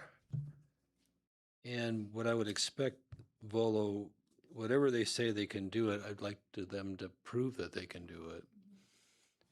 And any project manager worth their salt would be able to have a cash flow to show how they're using it or what their contingency plans are. And we are really at the end of the rope. I don't think we can wait another month to figure out or have any certainty or guarantee that they're going to spend this money. So I'll be there at the broadband committee, but I'm super concerned about this. And I just don't have the assurance, or I'm not comfortable that they're really going to spend that money. That's item number 1. And then item number 2, which is small business assistance, Champaign County EDC grants. This says the contract ends at the end of June, which is about 3 weeks, right? Is there a cash flow or any kind of spreadsheet that shows how they're going to spend the extra $400,000? Has anybody seen that, or anybody have an idea? I think that's at a risk. So let's say on 6/30, the money's not spent, then what happens? there's still 6 months left in the year and you can extend the contract, or does the contract end on 6/30 and then the money is swept? Ms. Judd, yeah. So before we move off of broadband, can I request that instead of having a separate broadband meeting a different day than a county board meeting, that we maybe have the broadband meeting right before the county board meeting? Because it's very confusing and difficult to understand how we're supposed to move forward when the task force has one meeting and then the board has a meeting and you guys are discussing the same topic. And it's like, are we supposed to go back and forth? It's very hard to navigate. And I think everyone is equally concerned about this. So it just might be a little bit more efficient to just try to put them together in some manner, if you're willing to consider that. The members of the broadband task force aren't just members of this board, though, and they're already RSVP'd, for lack of a better word, for Tuesday. And I don't know that we can command them from on high to come to Thursday instead. Okay, I think it's just worth noting to them then that like they're going to have a meeting and then you guys are going to have a meeting and you're going to make decisions that aren't going to come back to them, right? Like you're just going to move on. So I don't know. It's been very awkward to navigate these two committees trying to both co-manage this project. So Okay, yeah, Ms. Furtado. Maybe it could just be a, hey, here's your chance. If you have input on this, it's a speak now or forever hold your peace, because the board's making decisions in 2 days. So you got thoughts, you got another partner you think we could bring to the table, whatever it is, this is your chance, committee. Yeah. And the broadband committee meetings are broadcast as well, right? So even if a member of this board can't make it and wants to see what's going on, we can watch. Yeah. Ms. Carter, then Chair Locke. I have a broadband agenda update if you wanted to know what the meeting on Tuesday is about. I can wait, but. Yeah, well, Ms. Carter, and then you can give us the update.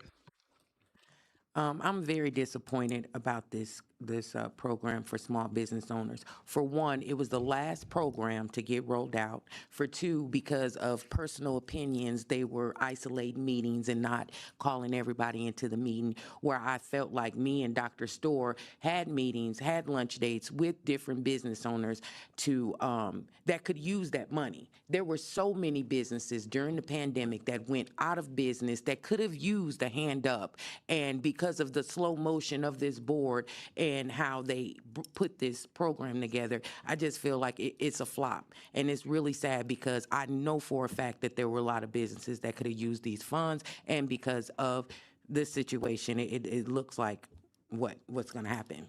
You know, I'm wondering.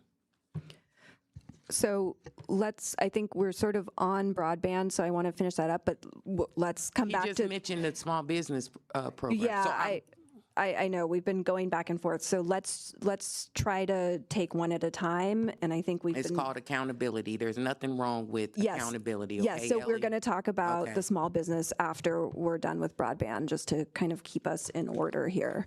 So, okay, you had an update on broadband. Yeah, so the broadband agenda has not been set yet, but the agenda as proposed would be the Connect Champaign County and funding updates. Those are the only items on it, and I feel like that is not asking the broadband task force to go out of their way to plan something for the future. I think telling them, hey, this is a real issue. You might lose this funding. Volo, come on, come to the table.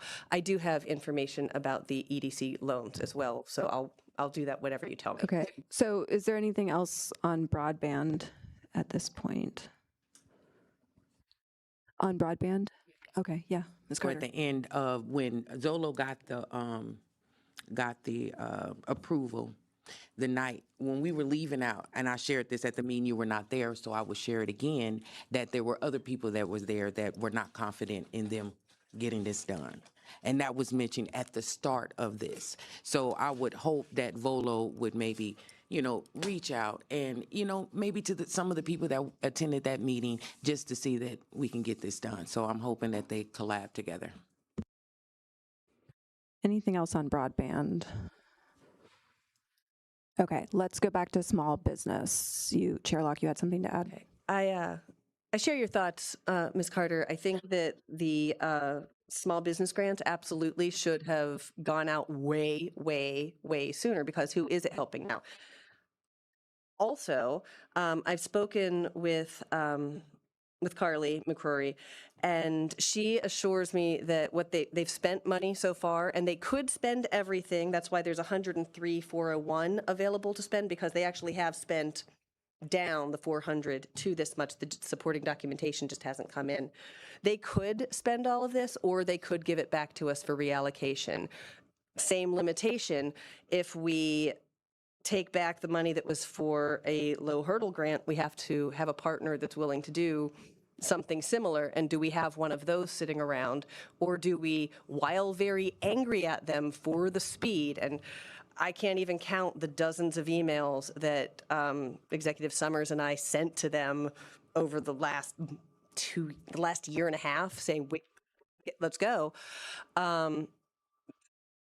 EDC had other thoughts of what was more important to them. And they finally got going on this. They can spend it now. So even though we're angry at them, unless we have somewhere else to put this, I think leaving it here still makes sense. So can I ask for clarification, since this contract does end in June?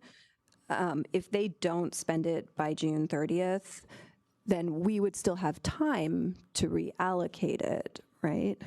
Like we could give them until June 30th. It would fall back to us and we could reallocate it at that point. It does have to be in grant form. We can't like transition to the loan program that we did before. It has to be in grant form. And my question, Chair Locke, would be, has EDC confirmed that they have actually given money to recipients? I don't have it in writing. This was in a conversation after the broadband meeting, actually. So it was in conversation, Ms. McCrory said that they've spent it and they could spend this much more. Yeah, I'm going to really quibble here because as of yesterday, Kathy and I were hammering on this and we cannot get confirmation that cash has been given to recipients. So, I mean, you can just let the clock tick out, right? It's the 30th. It's not that big of a deal. But I think at that point, we will be needing to go to someone like the chamber and asking them to hand out the money for us. And I think it could very well be more than $100,000. So at this point, we definitely want to be thinking about who else could spend this quickly and efficiently. Yeah, Ms. Furtado. Oh, I'm sorry. Are we done with EDC? Okay, 2 ones. So based on this list, my understanding is that the city of Champaign finally got our paperwork in for the $2 million for Garden Hills, because it's not on here. So that means that's done? Sure. Okay. Check with Kathy. Okay, second, I just, a point of information, I had a really nice and productive conversation with Marlon Mitchell from First Followers, and they seem like they have a very solid plan to get this spent, and have already proactively talked to Kathy, and it a little bit moving things, you know, maybe slightly moving around the description in their program, but they're going to get it spent, and they seem like they have a really good proactive plan that'll help set them up for the future. So that one I'm good with. And just thanks to Marlon for being proactive on it. Okay. Anything on affordable housing assistance or community violence intervention? Well, that was First Followers is under that, but there are a few others. I have some concerns about Crime Stoppers. I think we may need to do some reallocation. But we can, wait until the June meeting for that. Ms. Rodriguez. I just want to make sure that my reading of this is correct for household assistance. RPC's household assistance, so 150,000 remaining. The portion that goes towards rent, that was reallocated to LIHEAP, is that correct? Well, this whole $150,000 is LIHEAP and rent. LIHEAP and, but I mean the funds that were specific, I mean, we have a memorandum of understanding specifically on rent. And my read from the last meeting was that money was being reallocated to LIHEAP, so energy assistance. This is money, the $150,000 was reallocated from the SLEEP program.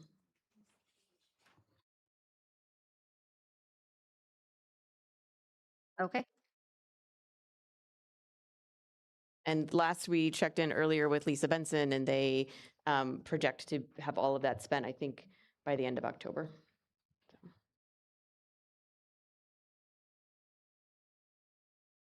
Any questions on water infrastructure projects? Okay. We'll go Locke, Carter, Furtado. I just, how confident are we in Sangamon Valley? It says they plan to use all funds, but they haven't spent in quite some time. Has anybody? They all say they plan to Yeah, use all funds, exactly. so I'm not They sure haven't that's- spent in quite some time, and I know that this would be the easiest one for us to find a new recipient for. So we gave all of our frequent flyers here the deadline of the 15th to give us a plan of how they're spending it. So when we come back to you on the 18th, if we have not been provided a plan, you will know that. If we've been provided a plan, we'll give you a copy of that plan. But that is, kind of feels like the most we can demand at this point, so. Ms. Carter. So the final deadline is December 31st, 2026. To spend the money as in like literally spending it, yes, I believe so. Unless, I mean, like pending a different date in our contract with them. I know the contracts have been signed on different days, I guess, or different months. So that's why we got September and June as all being different end dates for contracts. But just so that we don't give that money back, everything needs to be spent by December 31st. Yeah, when we start talking about reallocation, yes. Okay, we had Ms. Furtado and then Lakshan. Oh, you didn't have it? Okay. So my question is, I think, a follow-up on Ms. Carter's question. When you say spent by, do you mean have the invoice into us and we have already paid it out by, or they just have to have spent it and then sent us an invoice by 12/31? They have to have an invoice that's going to be dated 12/31 or before. Awesome, thank you.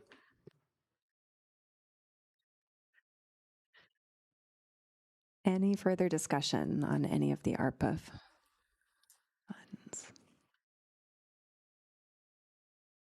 Okay. So this will be continued at the full board. I have no other business. I have no chair's report. Designation of items to be placed on the consent agenda. We have A1, A2, A3, D1, and E1. Also A4. And A4. Thank you. I call this meeting adjourned at 8:37.